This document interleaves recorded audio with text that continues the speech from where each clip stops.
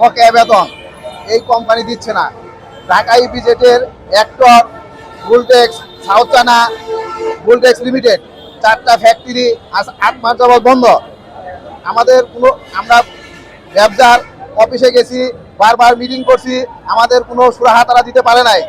আমরা এরপরে স্মারকলিপি দিচ্ছি প্রধানমন্ত্রীর কার্যালয়, ব্যবসা হেড অফিস, শ্রম মন্ত্রণালয়, বিজিএমএ এবং ঢাকা ইপিজেডের নির্বাহী পরিচালকের কাছে, কিন্তু তারপরেও আমরা কোনো সমাধান আজ পর্যন্ত পাইনি।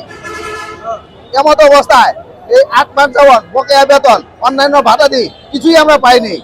এমত অবস্থায় আমাদের ছেলে মেয়েদের স্কুলের লেখাপড়ার খরচ, বৃদ্ধ বাবা মার ওষুধের খরচ এবং সংসার চালানোর যাবতীয় খরচ কিছুই জোগাতে পারছি না।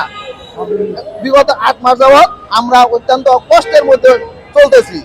এর জন্য আমরা মাননীয় প্রধানমন্ত্রীর কাছে কামনা করি, মাননীয় প্রধানমন্ত্রী অতি দ্রুত আমাদের এই সমস্যার সমাধান যেন করে। এই জন্য প্রধানমন্ত্রীর কাছে আমরা আকুল আবেদন